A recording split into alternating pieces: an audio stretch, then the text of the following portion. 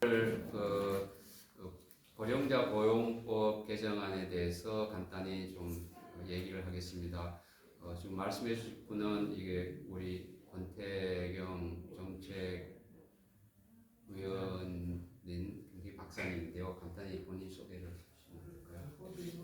네, 저는 이렇게 뭐 직업학을 연구하고 있고 또 오늘 또 발제할 주제는 고령자 고용법에 관했습니다. 그 중에서도 특히 이렇게 21조에 대한 개정안을 중심으로 좀 간략히 말씀을 드리도록 하겠습니다. 일단 이 개정안을 제안한 배경이랄까 취지 설명 부탁드립니다. 네, 고령자 고용법이라 해가지고 약 한 10여 년 전에 제정이 돼가지고 뭐 나름대로 역할을 하고 있지만은 아직까지 좀 불안전한 부분이 있어가지고 그 중에 특히 일부 조항이 오히려 이렇게 그 고령자 분들의 어떤 그 부당 노동 행위 판결 시에 오히려 이제 독소 조항으로 적용하는 또 그런 경우가 있기 때문에 그에 대한 개정안을 이번에 한번 검토를 해보도록 하겠습니다. 그 개정안의 내용에 대해서 좀 설명을 부탁드립니다. 예를 들어 지금 고령자 고용법은 고령자 나이를 일반적인 어떤 뭐 기준과 다르게 65세가 아니라 55세 이상으로 이렇게 규정을 하고 있습니다. 그리고 또 21조 같은 경우에 보면은 예를 들어 정년 퇴직자를 어떤 기업과 그런 이제 고령자, 퇴직하는 고령자 서로 이제 필요에 가지고 합의를 보고 뭐 재고용이 되었을 때, 그러니까 퇴직금을 타고 다시금 그 직무, 그 자리에, 그 사업장에서 그렇게 일을 하게 되는 거죠. 그런 경우에 21조는 그렇게 되어 있습니다. 합의가 전체가 된다면은 어떤 임금의 결정을 종전과 달리 할 수 있다. 이렇게 되어 있어요.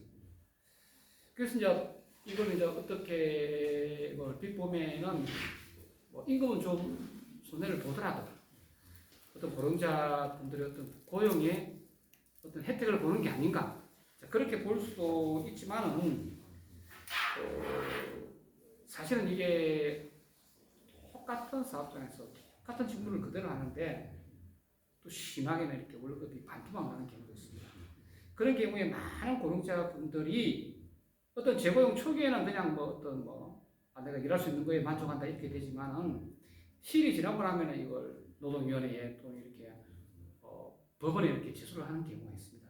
그럴 때 그 판정을 하는 노동위원회나 판결을 하는 판사들이 이 21조를 근거로 이렇게 노동자한테 이렇게 기각 결정을 내린단 말이에요.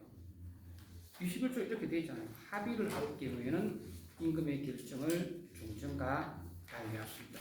그래서 저희는 이번에 이 21조에 대한 개정안을 검토를 해보았고, 합의가 전제가 될 때, 예를 들어 뭐 휴가 일수라든지 그런 경우는 이렇게 뭐 종전과 달리 할 수 있지만은 그 사업장에서 동일한 직무, 유사한 직무를 할 때는 임금 수준도 동일하게 지급할 수 있도록 노력해야 한다 정도로 이렇게 개정안을 마련할 필요가 있다고 생각을 하고 있습니다. 그래서 이 정도에 만약에 개정안이 우리의 어떤 입법 축구 활동으로 국회를 통과를 하고 입법화가 된다면은 어떤 고령자 분들의 어떤 재고용되는 뭐 기회 박탈은 가져오지 않으면서 어떤 임금 수준을 물론 합의가 전제가 되기는 합니다만은 어떤 종전 수준에 근접하게 이렇게 받을 수 있지 않을까.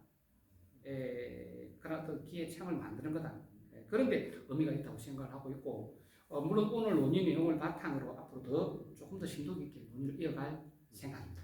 사실 이부 개정안을 보면 이제 일단 고용돼 있던 사람이 정년이 되어서 재고용될 때, 그 촉탁 등으로 재고용이 되잖아요. 그때 이제 당사자가 합의해서 그걸로 기간이라든가 임금을 어떻게 결정할 것인가를 다루는 것이잖아요. 그러니까 어떤 특정한 어떤 사람들이 적용을 받는 건데, 여기서 기존에는 임금을 사용자가 다르게 정할 수가 있는데 다르게 정할 수 있다는 것을 약간 조건을 붙여서 사실은 그게 같은 임금을 지급하는 노력해야 한다. 이걸 추구하는 내용이잖아요, 사실상요. 네. 그러면 이게 실제 현실이나 법원 판결을 봤을 때 이제 나타날 수 있는 효과를 조금 더 강조해 주시면. 그리고 규정 법안이 어떤 정년 퇴직한 분들의 어떤 그 고용 기회를 새로 잡는 데 초점을 뒀다면은 개정안은 고용 기회도 그대로 잡으면서 임금 수준까지 어느 정도 확보를 하자. 그렇고 만약에 이게 노동위원회나 이렇게 법원에서 이렇게 뭐 판정이나 판결 시에 어떤 그 기각의 근거로 사용하던 그 어떤 그 불리한 처우에 대한 합리적 이유로 사용하던 그 근거가 하나 사라진 거죠.